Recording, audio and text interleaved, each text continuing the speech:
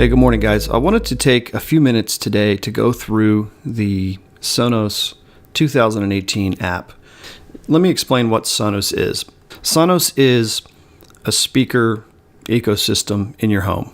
That's basically it. It's a bunch of networked speakers that can communicate in the form of they can link together, they can act in stereo, they can act in a theater surround mode, they can act on their own, and I'll show you what you can do with Sonos as compared to with some of the other speakers on the market today, and the things that I think truly set Sonos apart from everyone else.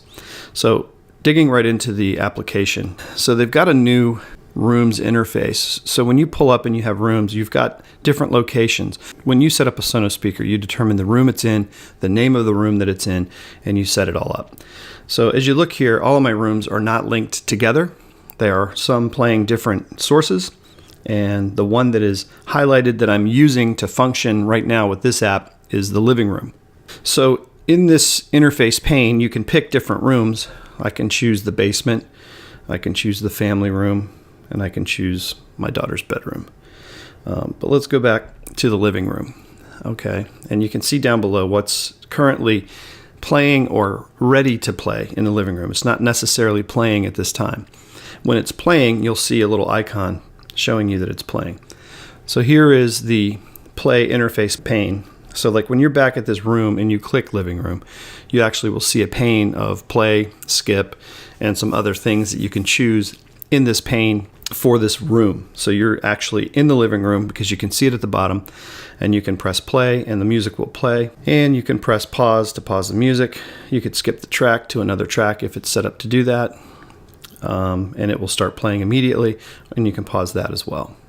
Now over here to the right hand side, you have a little drop down, and it tells you a little bit more about the music that you're playing. And if you go to the living room, of course, it'll take you to something called grouping and the living room controls. So at this point, let's not get lost. Let's go back to the rooms, okay? And let's pretend from this interface you want to group two rooms together. I'm going to be, let's say, in the kitchen and the family room and the living room. So you want to say group. And let's of course say that the source you want to hear is coming from the living room, because that's important.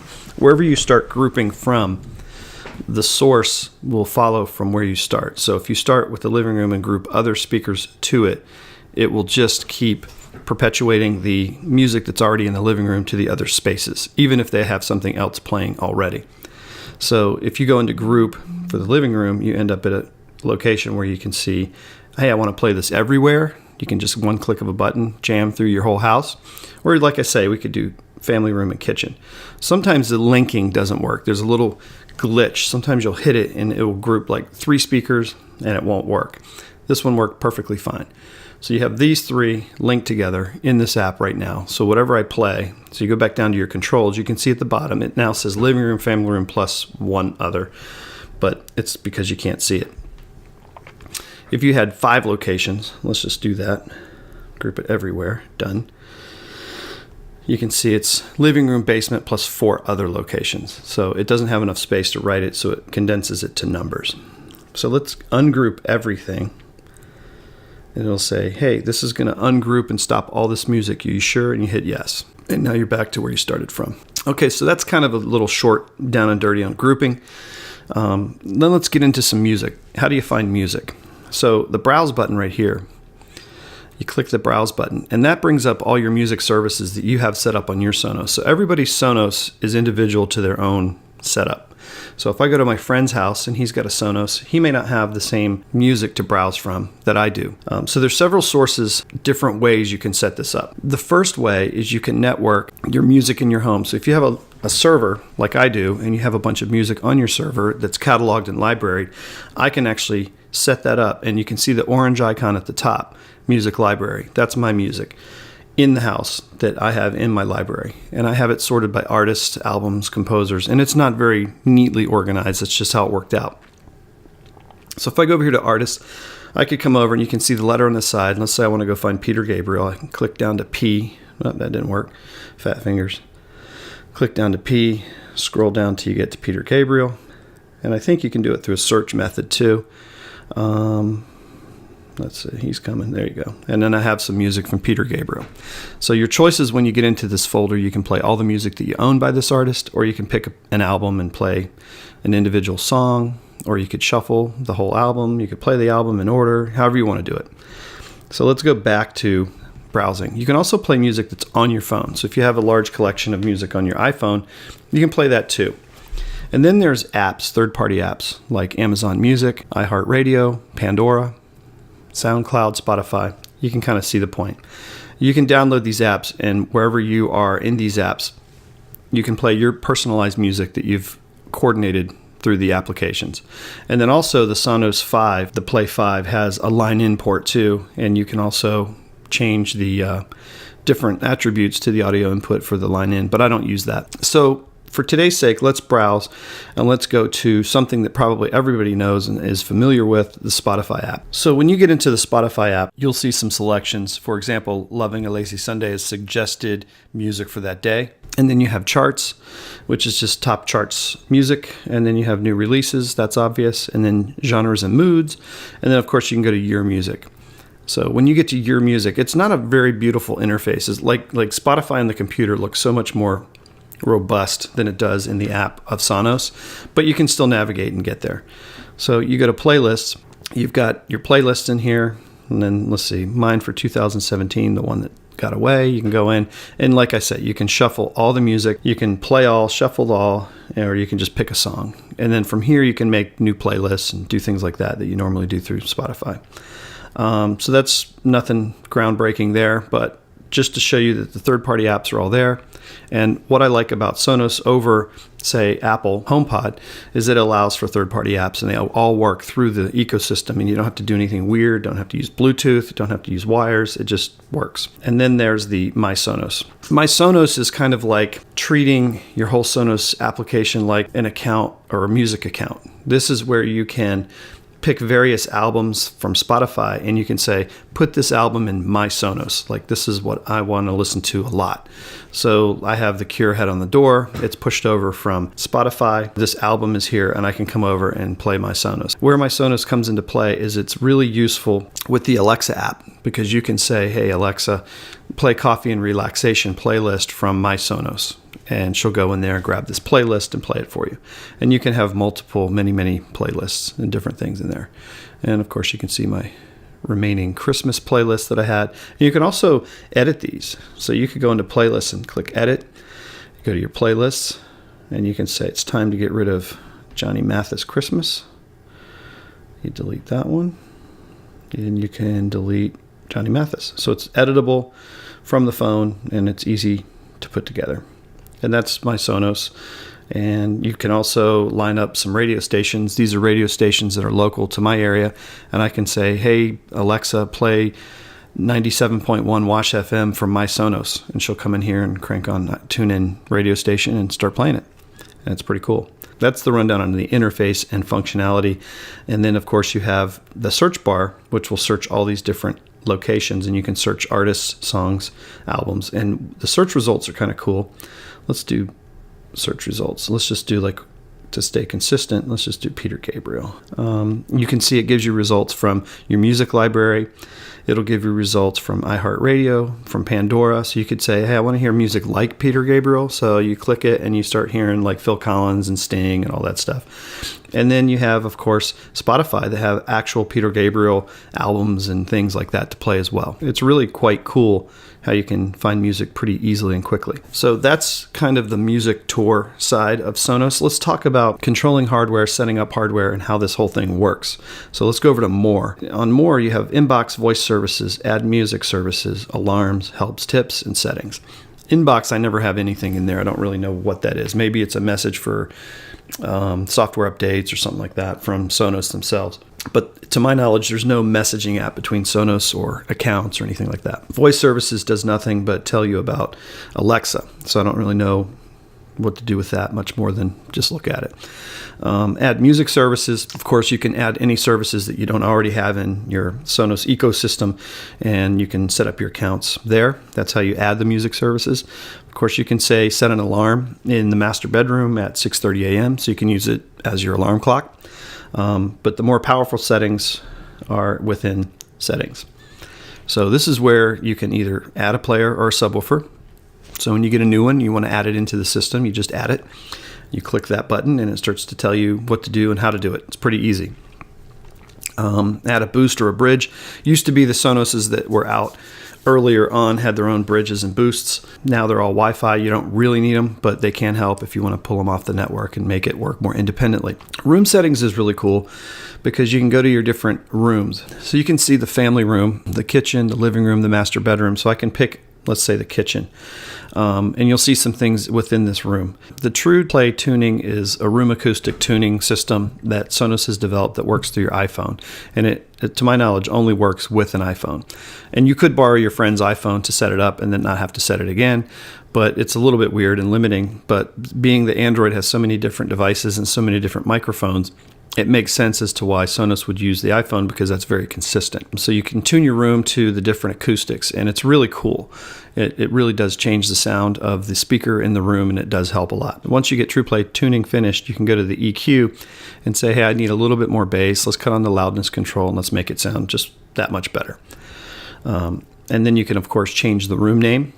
You can set the speaker controls to be functional with touch controls, or you can turn those off. So if you don't like people turning up and turning down the speaker physically, you can turn those controls off to where they can't do that. You also have a speaker status light, which can be kind of bright if you have it in a theater setup, and you can cut those speaker status lights off too. And then if you wanted to team up two speakers together to make a stereo pair, let's say you're wanting to jam on the deck with your friends at a grill out, or you want to just sit there and drink your coffee and critically listen to some music, you can do that with the stereo pair of any like kind Sonos speakers that are like the 1, the 3, the 5s. Now there's a little bit more controls when you go to a subwoofer satellite setup. I have the surround sound set up in my basement. So I have a sub, a left, a right rear, and then I have the center channel, which is the play bar. Same thing here. You have True Play tuning. You can retune the whole system. You can set up the EQ. Nothing different here. Loudness controls, bass controls, and you have advanced audio controls. This is where on the TV dialogue you can change the lip sync. If you've ever seen through digital systems, sometimes the lips get out of sync, and you can adjust that here. You can go to the sub settings and set the subwoofer level, turn it on and off. And the surround settings. This is kind of cool because on the surround settings, you can turn them on and off, but you can also turn the surround sound speakers to a higher level when the TV is playing versus when the music is playing. And you can also change how they react when music plays. So on the TV level, I turn them up a little bit more so I hear more background noise behind me. On the music level, I just play them in the ambient mode because ambient is more of an accent or an echo to the music, whereas if you played full mode, when you would play a track or a song, it would come piping out of all the speakers at full force. So it would sound like the music's all around you, but it wouldn't necessarily sound like surround sound. I like ambient because it keeps the sound stage pushed to the front, and it gives you a little bit of accent in the back. It makes the room sound more full, but it doesn't like overpower. And that's about it on the room controls. So you have bridge settings and dock settings, which we won't really go into because it doesn't apply. You have app settings. Now you have parental controls. Don't really know why I would use that. I guess you could explicit content filtering. That's kind of cool. You can manage your music library. This allows you to index your library. It does all the indexing and setup for you. So it'll go through your library that might be disorganized and find all of your different artists and all your different information and line that up. This is music services. This shows you what you have. You can actually, if you notice here, I have Spotify, 3 different accounts. You can choose the account which is currently active on the system. So if my daughter comes home and she's like, you know what, I don't want to listen to dad's music, and she can click Spotify for Natalie, and then she has all of her playlists and all her stuff at her fingertips. But the drawback there is whoever's account you're using, the whole house is set to that account for that period of time. Date and time settings, that goes without explanation. Advanced settings. You can choose your wireless setup. You can forget controllers. You can reset things. You can do, audio compression. Set that to be, automatic. You can check for updates automatically or manually. You can show the different devices and things like that. Online updates. This is where you would check for a latest update. It usually just tells you. So that's pretty much it. Now, as far as how Alexa works with Sonos, it's a little bit of a process. It's not perfect yet. in my opinion. And I think Sonos changed their app to try to navigate the way you will instruct Alexa to play music. And that has made the app a little bit clunky, in my opinion. Some people have a hard time getting their head around how this new app works, and they're frustrated by it. And I don't know why it feels frustrating, but it just doesn't feel intuitive. To explain what Alexa does and doesn't do, you can go in, and I'm gonna, if anybody has an Alexa, please unplug it or turn it off. I'm going to say the A word several times in this next section. When you're using Alexa with Sonos, you can do limited functionality, and it really is not the experience that I would want from voice command music yet. So when you're using this program, you might be able to say, hey, Alexa, play hard rock in the family room. Okay, so you have to first say, hey, Alexa, then you have to say, play hard rock, and then say, in the family room. Now, 9 times out of 10, Alexa will pick music from your Amazon account, because Alexa and Amazon are from the same place, right? They're from Amazon. So a little bit of a limiting factor. Now, if you remember, if you browse your information and you go back over to, if you go to My Sonos, you can set up playlists and albums and music here, and you can say, hey, Alexa, play indie rock for work on My Sonos in the family room. You have to tell it where to play all the time, because what'll happen is if you have a Sonos speaker that's like got the Alexa app built in, or if you're using a piggyback Sonos Alexa Dot, which you can do with the system, then you end up hearing the music from wherever Alexa resides, because she thinks that you want her to play the music right there, unless you tell her where to play the music.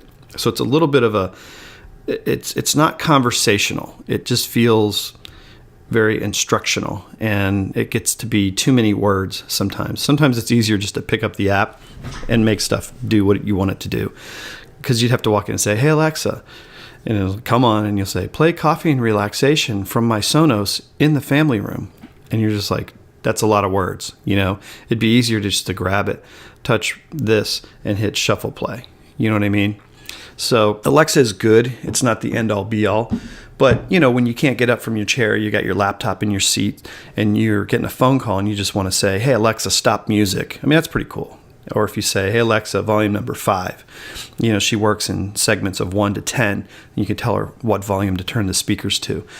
So there is value, and I think it will get better as time goes on. I think Sonos in the background is working feverishly right now to make sure that they stay ahead of Apple, because Apple, as well as I do, if they do something, sometimes they do it really well. And it's probably making Sonos really nervous right now. But I think Sonos is so far ahead in the race that Apple's not even showing up as a contender yet. I mean, I'm sure their speaker sounds great. From what they say, for $350, it sounds as good as the Sonos 5, which saves you $150, $200. So that's pretty cool, but it doesn't do nearly as much as the Sonos app.